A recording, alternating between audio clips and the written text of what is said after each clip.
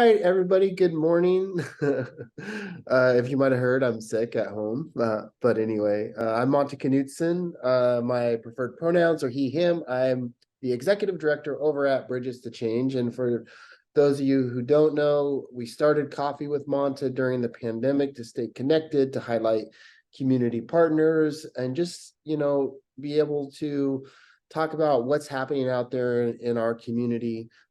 So each week we have someone new on, and I'm happy to have on Kaia, who's the executive director over at Street Roots. Kai, good morning. Good morning, Monta, and my pronouns are she, her. Great. Well, I love Street Roots, and I also love that folks are taking Venmo and other ways to pay for the paper. So that's awesome. But I'm going to let you do your thing. I would just love to just talk about Street Roots, how you got involved with the organization, and we'll kind of go from there. That sounds great. And I actually had a dream last night that we already did this. Oh, okay. But I was going to tell you what it was because I was like, I want to unpack this. I had to go. You were building Bridges to Change on top of a snowy mountain, and I had to go up construction scaffolding to get to it. And you were up, and I was like, what is this? Is this it? It's just like, this is the work. Like the work is right. Like we're having to climb the scaffolding. So anyway, I've been processing that. That's totally amazing because I feel like it's the understory is Bridges is this building in progress, right? Yeah. I'm going to do my little intro again real quick because I think I missed the live connection. I'm Monta Knudson. I'm the executive director over at Bridges to Change. Welcome to Coffee, your favorite morning drink with Monta. We started this during the pandemic to stay connected with community partners. So we have folks in the community coming on every Wednesday. And this morning we got Kaia, the executive director over at Street Roots. So Kai, take it away. Tell us about Street Roots. Yeah, so Street Roots has been around, well, going on 25 years next year. And before that, we actually were another newspaper called the Burnside Cadillac, which I wrote for as a young one. And it was, the Burnside Cadillac is a grocery cart on Burnside, right? Like a fun name for the way folks are transporting their items. So we are a street paper. We're part of a movement that's international. So our network is actually based in Glasgow. Each paper is its own entity, but we have certain things in common. We focus on the streets or experiencing poverty, have a low barrier way to make income, right? Like we're not checking ID. We're not, there's nothing blocking someone from entering into this kind of employment. And they just can walk in off the streets, go through orientation, get papers, start selling them and making income. They keep all their profits. They keep their, hey, Sophie, they keep all their tips. So that's one of the things that we do at Street Roots. And we have a newspaper that is, we have a staff that includes an investigative journalist who, for instance, just did a really powerful story on all the ways the city settling on use of force, in terms of the use of force the police enacted on folks who were protesting during the 2020 uprisings. And we also have an Indigenous affairs reporter, and that's super important to us. We, in Portland, we look at all the different groups that are disproportionately impacted by homelessness. And that includes Indigenous people who are 5 times more likely to be homeless. It includes Black folks, it includes veterans, it includes folks post-incarceration. It includes, LGBTQ folks. So we try to keep that in mind then with who we're focusing on in our journalism. And we also put out something called the Rose City Resource. And Sophie Mazaraga just joined us. And she is she manages that. So Sophie, do you want to tell us just a little bit about the Rose City resource? Yeah, so the Rose City Resource started way before my time with Street Roots, and it just consists of guides that are printed twice yearly, about 180,000, and they go out to various folks in the community. It contains resources. It's among the most comprehensive resource guide for Multnomah, Clackamas, Washington County, and it just has an array of resources to support people who are unhoused, low income, in need of low barrier services, ranging from shelters, overnight shelters, to domestic violence assistance services, to clothing closets for children or adults, and support for our elders, aging folks, children, just a variety of supports. And people can find Bridges to Change in there. Yeah, it is. It's listed under there.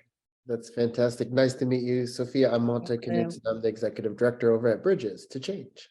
Yes. Thanks for joining us. Of course. I guess my official label would be the Rose City Resource Manager. Okay. At Street Roots. Nice. So we're halfway through the legislative session. I know this question isn't on here, Kai, but just curious, what Senate bills or House bills have you all been watching? What's important to you down at the legislature this session? Just kind of curious of what you all are keeping your eyes on. Yeah, no, I mean, it's tremendous right now just to be, there's more action than ever. And I think we have a governor who, because of her experience in the legislature, has known how to move things quickly. So I think having that, getting the funding passed so quickly was really impressive. And right now, I'm interested in actually the pushback on Multnomah County, and I'm interested in the fact that, you know, she's highlighting that Lane County has their act together, and I want to dig into that right now. I think the legislation on housing on post-release with hospitals has been really powerful, and our friends in Salem that have been working on that. Oh wow, this invitation went all over the place. Our friends in Salem that put that forward. I think that's, we see, I think a lot of our work here with Portland Street Response and how people are just dumped into the carceral system is so alarming. And so the fact that, calling into question the hospitals that are not releasing people into a safe space. I know that bill came from a woman in Salem that was released from the hospital. She had her head shaved and she died of hypothermia. So that's another one that we've been watching. So we have Devon Pouncey just joined too, and he's our vendor program director. So I just wanted to take a second and introduce him. We're on the podcast for Bridges to Change. Nice to meet you, everybody. Nice to meet y'all as well. Yeah. I was interested as well to see the pushback on Multnomah County from the governor, and as it relates to the 18 million that was released to Multnomah County. Overall, especially in your work and the folks that are having a means to make an income with low barriers with you all. I feel like we keep talking about pushing people out, pushing people into encampments, and I feel like we need to still have more solution-based conversations over what it's like to get folks housed and safe. And so I still think there's a lot of work to do, but I do agree. I think our governor is she has indicated and signaled pretty strongly what she wants to get done. So I'm really hoping this session shapes up well, and the final budget looks good for housing, behavioral health, all the things that impact those who we are trying to serve. Absolutely. I mean, I think we're really in this confusing, messy time of a kind of renewed energy around carceral responses at the same time that we have leaders that are pushing in the other direction, like the governor, that are more focused on housing. I think, anything around behavioral health, we have such a deficit in this area. And now I think we're dealing with new tragic circumstances around like some of the street fentanyl and what it's getting mixed with, and the fact that people, they're just trying to survive extreme circumstances outside. So it's just getting harder and harder. Yeah. And how long have you been over there now? 8 years or longer? It feels like that. I've been there 6 years. And so actually Devon came on, and maybe I should have you introduce yourself, because we have our vendor program director on the line too, Devon Pouncey. He has been there almost as long. Yeah, July will make it year six for me. So I've been here for a little while, shortly after Kaia came on. And I'm Devon Pouncey, by the way. I'm the vendor program director here at Street Roots. So glad to be here.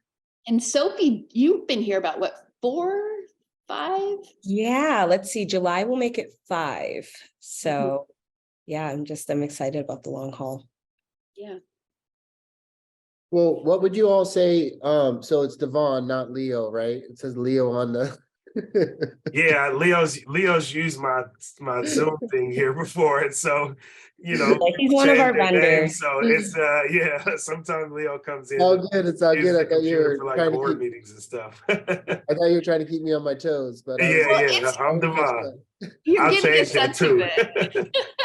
it. We're all shuffling chairs all the time, making things work. Totally. So Well, I mean, with that, it's like we're all trying to do the best we have with what we have, right? Right. What are some of the challenges over there at Street Roots that you all are looking for support with, or that you're just kind of working on right now? Yeah, I would say with like our vendor program in particular, housing is always a challenge. We work with a range of vendors. Some folks are housed or like in low income housing, SROs. Some folks are staying in shelters, and some folks are looking to be housed in services.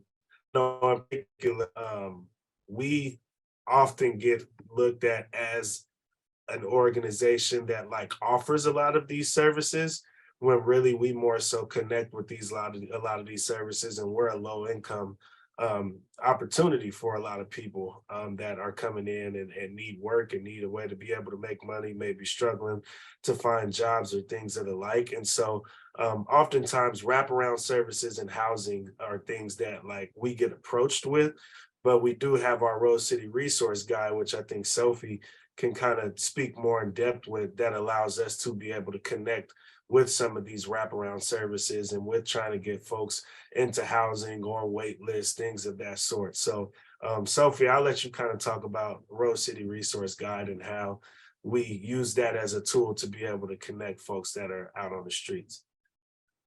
Yeah, I think the beauty of the guide, as I previously mentioned, is like that it's so comprehensive that it contains just this plethora of resources, but there are, from what I find, like cracks in those resources where we have people who may not fit a certain criteria and then may be calling, just a number of organizations within the guide.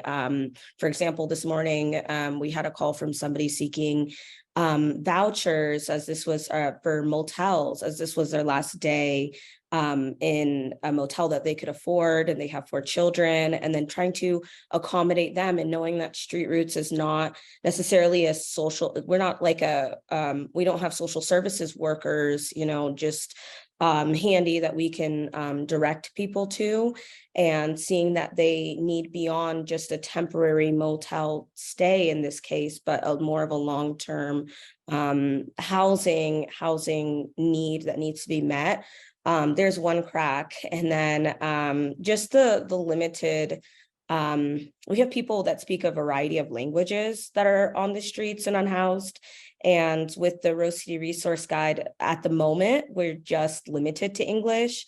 And so that can be a challenge when we have people that are speaking their first language, and maybe their only language is Spanish or Vietnamese or so on and so forth. And so that can be a challenge. But I think that the beauty of it all is right now we're like in a phase where we're looking to expand, but then that comes down to funding. And so money makes things go round. Money is a big thing for what we need to continue, at least for the Rose City resource, to be able to offer services or offer guides in various languages, and get people connected to organizations that are beyond English speaking and more culturally oriented. I'm going to do a little, like, maybe we're going to make something happen on this podcast, but because of Bridges to Change and what you all do, one of the things that Sophie's become focused on is post-incarceration, and how a really compelling piece of Rose City Resources, how often people inside prisons contact us to get Rose City Resource, realizing that they are going to have to figure out what's next. And so I think that's one of the things when you're thinking about sort of equitable next steps with Rose City Resource, you're trying to think about that.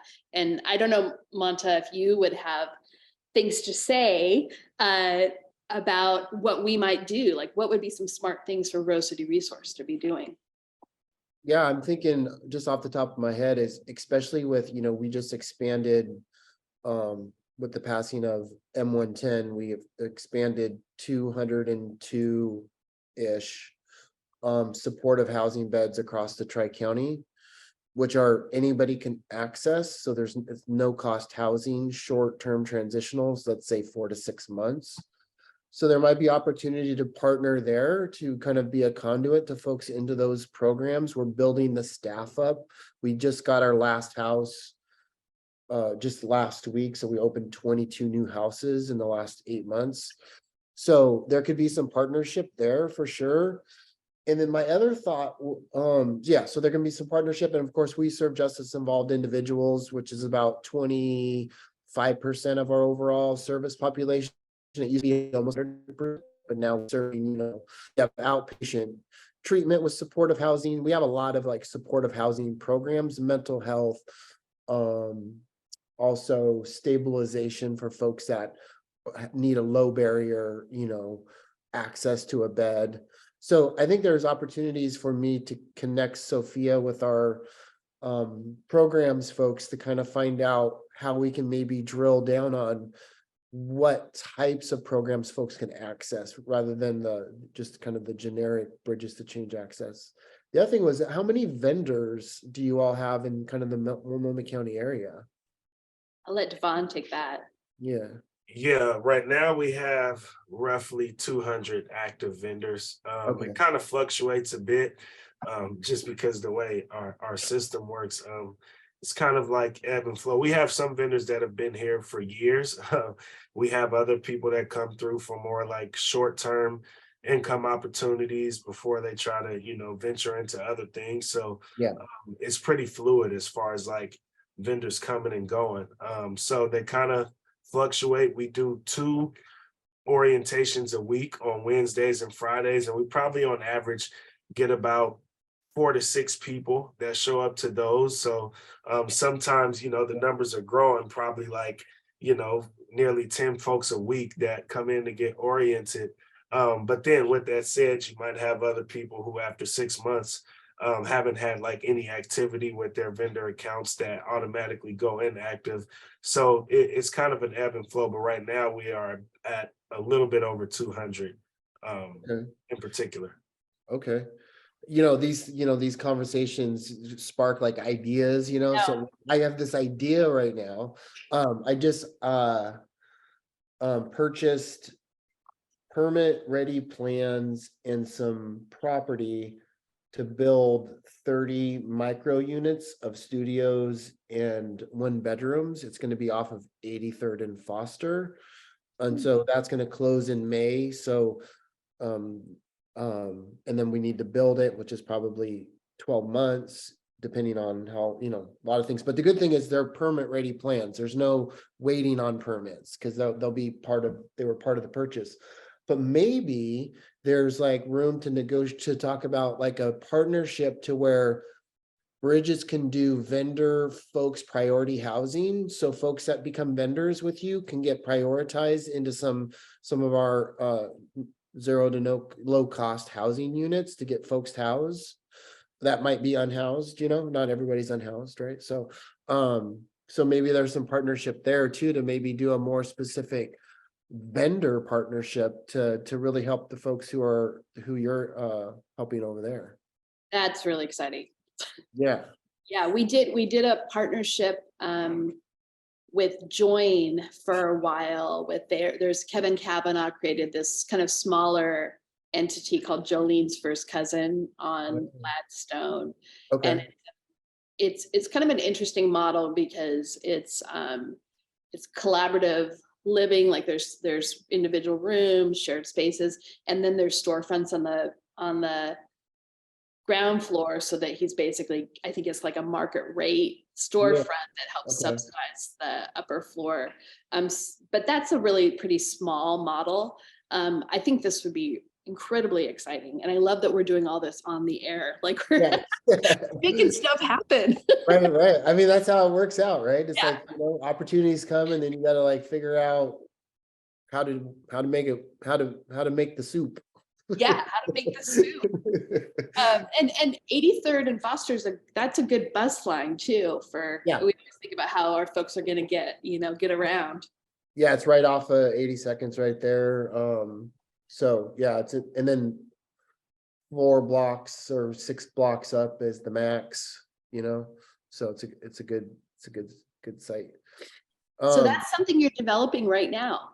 Yeah, so Bridges, we started housing development in the last year. So we have one housing development project happening in Gresham off 181st and Stark on Pine, 1 block off Pine. So that will be 42 units of affordable housing, 60% AMI. We're putting the funding together. We have it designed. We're going after, regional bond money and low income tax credits and stuff like that. So that's happening. We own the property. That's probably 18 to 24 months. But this other one on 83rd, we came across these permit ready plans with the dirt. So that's probably going to happen sooner because, getting the permits is the long wait game in development. So yes, we are starting housing development. It's been kind of part of our plan for years, more specifically in our last strategic plan. And now we're working on a housing development strategic plan when opportunities came to us quicker than we developed the plan. So we're working, you know how things go. Sometimes you got to make that plan side by side with the work that's presented to you. It's funny, because we bought a building for Street Roots that we're now renovating, and we've never done this before. So, before we were on air and before you were on, Sophie and Devon, I was actually telling Monta I had this dream last night that we were on that we were doing the show, but that they were building but just to change us building like a structure on top of a snowy mountain, and we had to climb a scaffold to get to it. And I was like, what is that? And then but it's like we're all building, we're all trying to, but it's really, really hard. So I think that's how I interpreted it. Yeah. Sorry, my dog's drinking water. On that note of that we're all building, when you think about all of us in nonprofits, and I think one of the challenges right now is there's more expansion and there's capacity, and that mostly comes back down to workforce issues and pay, right? So how do we legislate, and how do we work with public officials around figuring out how to bring wages up for nonprofits, which means they might need to buy less things. This is my approach with the counties right now, is like, maybe you can't afford 12 FTE for this program. Maybe you can only afford 6. So we can like charge the right rates so we can pass on livable wages here in the Portland metro area.